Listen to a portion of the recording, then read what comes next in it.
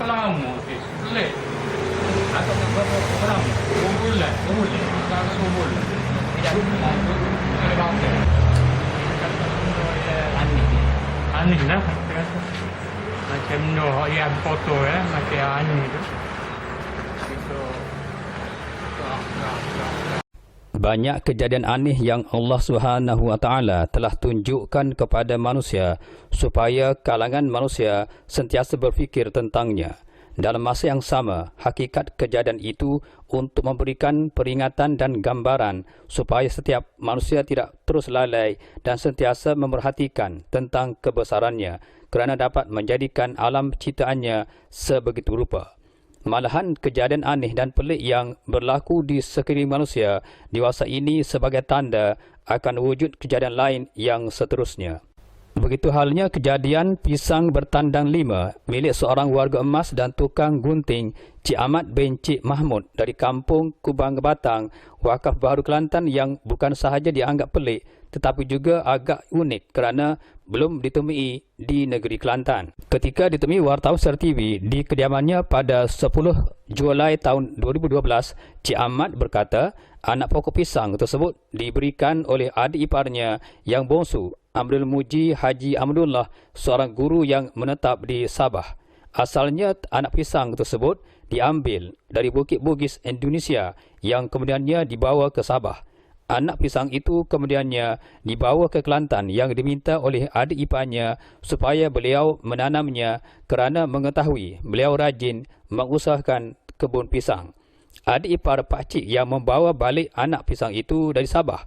Ketika menerimanya, anak pisang itu berukuran sejengkal tetapi tidak mempunyai akar. Adik ipar meminta pakcik supaya menanamnya dengan segera di mana-mana tempat yang sesuai kerana bimbangkan anak pisang itu kering dan mati disebabkan menempuh 2 hari perjalanan dari sana. Katanya harganya tidak kurang dari RM30, ujar Cik Ahmad. Menurutnya, beliau membawa anak pisang tersebut untuk disemai di sebuah tempat berdekatan dengan beberapa buah rumah tempat beliau bertukang rumah. Beliau tidak segera menyemainya kerana didapati anak pisang tersebut agak terlalu kering, apatah lagi tidak mempunyai akar. Tentunya akan menimbulkan masalah untuknya hidup.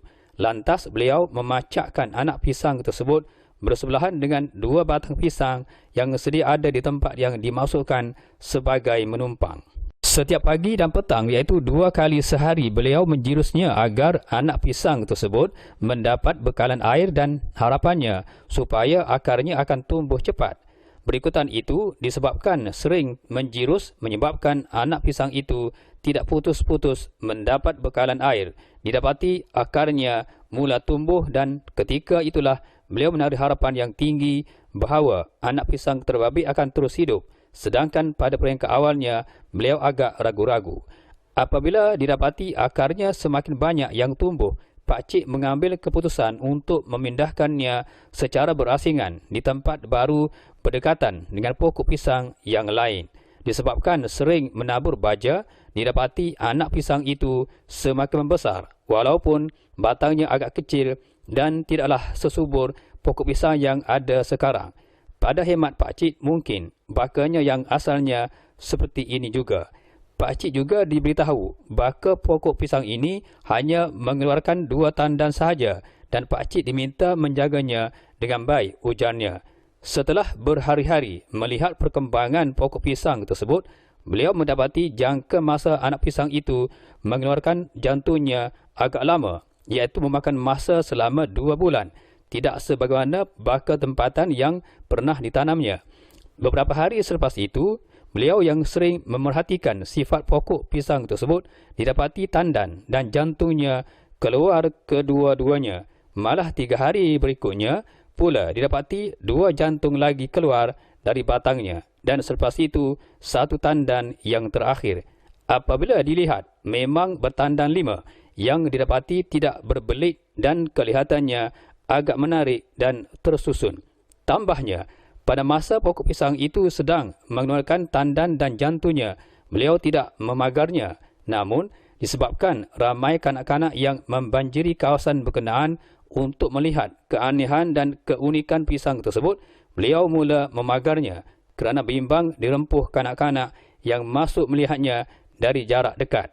Di samping itu, beliau sengaja melilitkan kain merah di pagar berkenaan sebagai simbolik supaya kanak-kanak tidak cuba merempuhnya, dan sebagai simbolik pokok tersebut adalah pokok aneh yang jarang ditemui. Sambungnya, selang 3 malam selepas pokok pisang tersebut mengeluarkan buah, beliau bermimpi agak pelik, iaitu benda kotor seperti anjing yang dikerat-kerat untuk dibuat sup. Namun, beliau tidak dapat menafsirkannya kerana agak pelik dan memualkan. Apabila ditanya, adakah beliau sanggup menjualnya jika ada pihak yang sanggup membelinya dengan harga yang tinggi, beliau menjelaskan, jika pokok berkenaan dijual, bermakna ahli keluarganya tidak akan dapat menikmati keenakan rasa buahnya yang mungkin mempunyai rasa yang agak berbeza berbanding dengan pisang tempatan. Namun, kalau anak pisang tersebut, beliau sanggup menjualnya dengan harga yang berpatutan, tetapi tidak kepada pokok pisang yang ada sekarang.